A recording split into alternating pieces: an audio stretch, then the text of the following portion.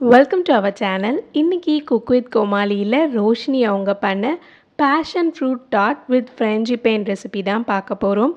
இதே மாதிரி cook with கோமாளியில் இருக்க எல்லா ரெசிபீஸுமே நம்ம சேனலில் அப்லோட் பண்ணிக்கிட்டு இருக்கோம். மறக்காமல் செக் பண்ணிவிடுங்க. ஃபஸ்ட்டு ஃப்ராங்கிபேன் பண்ணிடலாம். ஒரு கப் அளவுக்கு பாதாம் பருப்பை இந்த மாதிரி ஒரு பேக்கிங் ட்ரேயில் ஸ்ப்ரெட் பண்ணிவிடுங்க. இதை கொஞ்ச நேரம் நல்லா ப்ரௌன் ஆகிற வரைக்கும் ரோஸ்ட் பண்ணி எடுத்துக்கலாம்.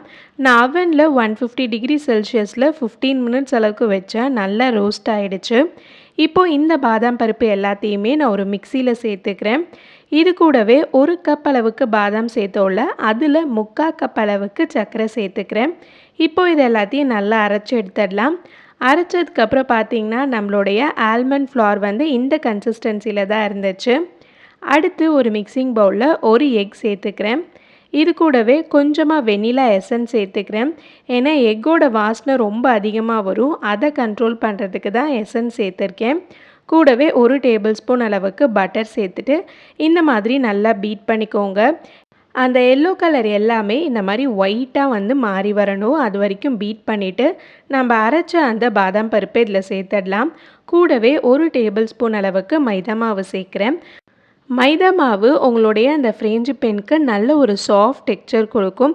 ஸோ கண்டிப்பாக ஒரு டேபிள் ஸ்பூனாவது சேர்த்துக்கோங்க. ரொம்ப அதிகமாக சேர்க்கணுன்னு அவசியம் இல்லை. அடுத்து ஒரு 1/4 டேபிள் ஸ்பூன் அளவுக்கு பேக்கிங் பவுடர் சேர்த்துட்டு இந்த மாதிரி நல்லா மிக்ஸ் பண்ணி விட்டுருங்க. மிக்ஸ் பண்ணதுக்கப்புறம் இந்த கன்சிஸ்டன்சியில் தான் இருக்கும். இதை வந்து ஆக்சுவலாக நீங்கள் ப்ரெட்டு மேலெலாம் ஸ்ப்ரெட் பண்ணி சாப்பிடலாம். அப்படி இல்லைன்னா ஏதாவது பப்ஸு செய்கிறீங்கன்னா அதுக்குள்ளே ஸ்டஃப் பண்ணி சாப்பிடலாம். அவ்வளோ டேஸ்ட்டாக இருக்கும். பட் நம்ம பேக் பண்ணுறதுனால கொஞ்சமாக பேக்கிங் பவுடர் சேர்த்துருக்கோம். அடுத்து இந்த மாதிரி ஒரு மோல்டில் கொஞ்சமாக பட்டர் தடவி எடுத்துட்டேன். இதில் நம்ம பண்ணி வச்சுருக்கதை ஆட் பண்ணிடலாம். நான் அவனை 180 டிகிரி செல்சியஸ்க்கு 10 மினிட்ஸ் ப்ரீஹீட் பண்ணிட்டேன். இப்போ ப்ரீஹீட் பண்ண அவனில் ஒரு 20 மினிட்ஸ் பேக் பண்ணிங்கன்னா நல்லா பர்ஃபெக்டாக சாஃப்டாக கிடச்சிரும். அடுத்து நம்ம டாட் பண்ணிடலாம். ஒரு எக்கோட மஞ்சக்கரு இருக்குல்ல, அதை மட்டும் எடுத்து நான் ஒரு பவுலில் சேர்த்துக்கிறேன். டாட் செய்யும்போது நீங்கள் மஞ்சக்கரை மட்டும்தான் யூஸ் பண்ணணும். ஃபுல் எக் யூஸ் பண்ண வேண்டாம். இப்போது இதில் ஒரு டேபிள் ஸ்பூன் அளவுக்கு பவுடர்ட் சுகர் சேர்த்துக்கிறேன். அடுத்து ஒரு டேபிள் ஸ்பூன் அளவுக்கு பட்டர் சேர்த்துக்கோங்க. இது கூட கொஞ்சமாக வெண்ணிலா எசன்ஸ் சேர்த்துக்கிறேன். இப்போ இதில் கொஞ்சமாக உப்பு சேர்த்துக்கோங்க. அடுத்து 1/2 கப் அளவுக்கு மைதா மாவு எடுத்திருக்கேன். அதை இதில் சேர்த்துடலாம். ஒருவேளை நீங்கள் எக்லெஸ் வெர்ஷன் ட்ரை பண்ணணுன்னு நினச்சிங்கன்னா முட்டைக்கு பதிலாக கொஞ்சமாக பட்டர் எக்ஸ்ட்ராவாக சேர்த்துக்கோங்க. இப்போது இது எல்லாத்தையும் நல்லா மிக்ஸ் பண்ணி விட்டுறலாம். நீங்கள் பார்த்தீங்கனாலே தெரியும், நான் ஜஸ்ட் அந்த விரல் மட்டும் வச்சு தான் மிக்ஸ் பண்ணுறேன். ரொம்ப அழுத்தம் கொடுத்து பிசையாதீங்க. லைட்டாக மிக்ஸ் பண்ணாலே எல்லாம் ஒன்றா சேர்ந்து வந்துடும். இதை ஒரு 10 நிமிஷம் அளவுக்கு ஃப்ரிட்ஜில் வச்சு எடுத்துக்கோங்க. அதுக்கப்புறம் நான் மாவுலேருந்து கொஞ்சமாக எடுத்து இந்த மாதிரி ஒரு டாட் ஷெல் இருக்குள்ள, அதில் வச்சு நல்லா ஈக்குவலாக ஸ்ப்ரெட் பண்ணிக்கிறேன். நீங்கள் ஈவனாக ஸ்ப்ரெட் பண்ணாதான் பேக் பண்ணி எடுக்கும்போது எல்லா இடமே ஒரே மாதிரி பேக் ஆகிருக்கும். ஸோ கொஞ்சம் ஒரு திக்கான லேயராக நல்லா ஈவனாக ஸ்ப்ரெட் பண்ணி விட்டுருங்க. இப்போது எட்ஜஸ்லாம் இருக்கும்ல, அதெல்லாம் இந்த மாதிரி ஒரு கத்தி வச்சு நல்லா ஷேப் பண்ணி விட்டுருங்க. அடுத்து ஒரு டாட் ஷெல் எடுத்து இது மேலே வச்சு லைட்டாக ப்ரெஸ் பண்ணிக்கோங்க.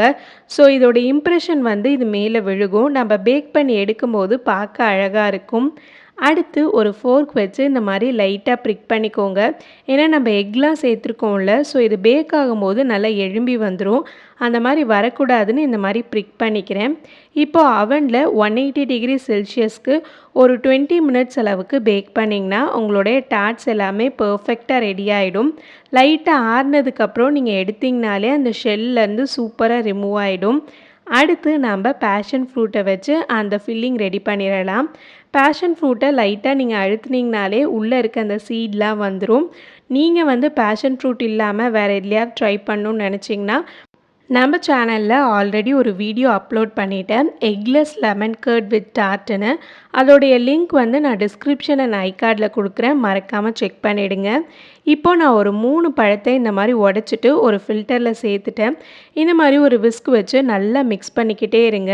ஸோ அந்த சீடுக்கு மேலே இருக்கிறது தான் நம்மளுடைய பேஷன் ஃப்ரூட்டோட ஜூஸு.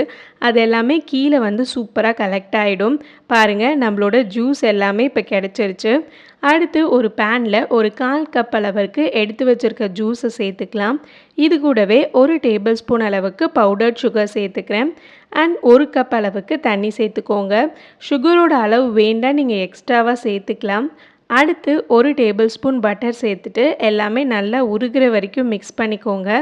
இந்த மாதிரி நல்லா கொதிச்சதுக்கப்புறம் 1 டேபிள் ஸ்பூன் கார்ன்ஃப்ளவரில் கொஞ்சமாக தண்ணி கலந்து வச்சுருக்கேன். அதை இதில் சேர்த்துடலாம்.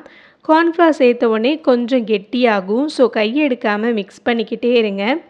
கடைசியாக கொஞ்சமாக உப்பு சேர்த்துட்டிங்கன்னா நம்மளோட சூப்பரான பேஷன் ஃப்ரூட் கர்ட் வந்து ரெடி ஆகிடும். இப்போ அடுப்பை ஆஃப் பண்ணிவிட்டு லைட்டாக கொஞ்சம் ஆற வச்சுருங்க. அப்போ தான் நல்லா கெட்டியாக உங்களுக்கு கிடைக்கும். இப்போது நம்ம டார்ட் இருக்குல்ல, அதில் நம்ம ஆறின அந்த பேஷன் ஃப்ரூட் கர்டை சேர்த்துக்கலாம். அவ்வளோதான், சூப்பராக பிளேட் பண்ணியாச்சு. கண்டிப்பாக இந்த ரெசிபியை நீங்கள் வீட்டில் ட்ரை பண்ணி பாருங்கள். உங்கள் எல்லாருக்கும் ரொம்ப பிடிக்கும். அண்ட் பேஷன் ஃப்ரூட் டார்ட் வந்து அவ்வளோ டேஸ்ட்டாக இருந்துச்சு. பேஷன் ஃப்ரூட் லைட்டாக புளிப்பாக அண்ட் கொஞ்சம் ஸ்வீட்டாக இருந்துச்சு. அதோடு அந்த டார்ட் சாப்பிடும்போது செம்மையாக இருந்துச்சு. அண்ட் ஃப்ராங்கிபான் வந்து அவ்வளோ சாஃப்டாக இருந்துச்சு. கண்டிப்பாக பாதாம் மாவு வச்சு செஞ்சதுன்னு யாருமே நம்ப மாட்டாங்க. ஸோ நெக்ஸ்ட் ஒரு சூப்பரான வீடியோவில் உங்களை பார்க்கலாம். Bye bye.